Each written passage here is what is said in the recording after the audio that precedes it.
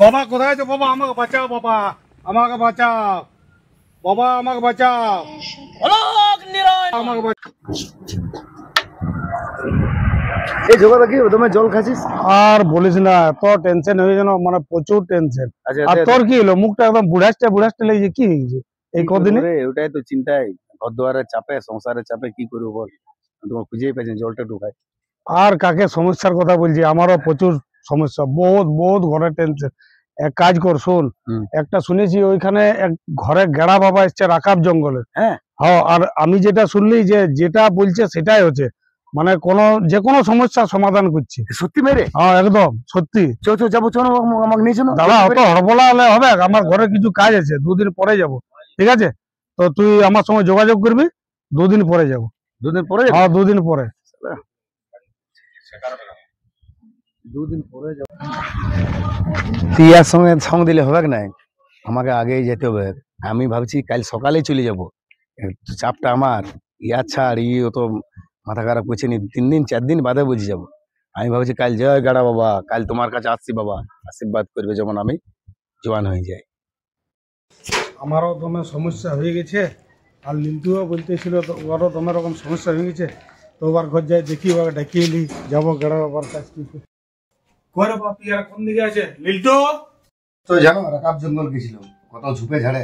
গেড়া বাবা আছে না, গেড়া বাবা আমাকে এটা দিয়েছে ওষুধটা, এটা 2 ফোঁটা করে বললে প্রতিদিন খাইতে, আমার বয়সটা কম হয়ে যাবে। তুমি এটা লুকায় রাখো।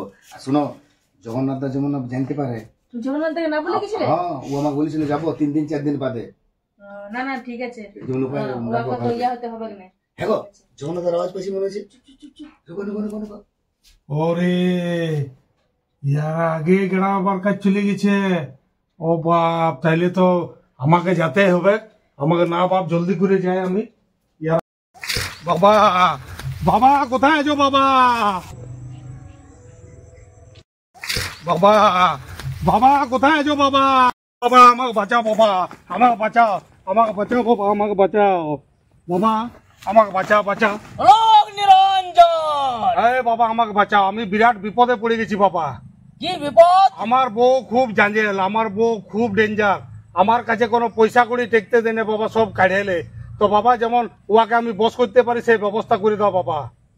এটা কিন্তু হবে না রে বাছা।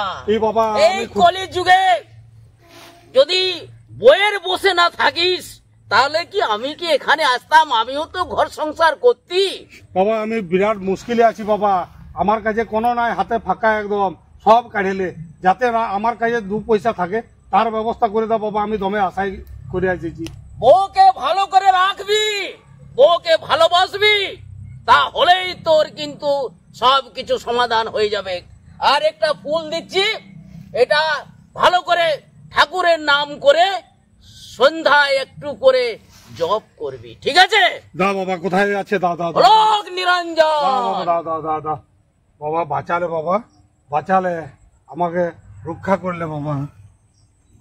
ঠিক আছে বাবা, আসছি। লিল্টু নিজে একাই চলে এসছে স্বার্থপরের মতন। হ্যাঁ, তার জন্য ওকে দমে জোয়ান দেখাচ্ছে রে।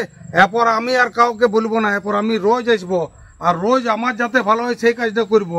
হ্যাঁ, আর কোনোদিন কাউকে আর ভালো খবরের সন্ধান দেবো না বাবা।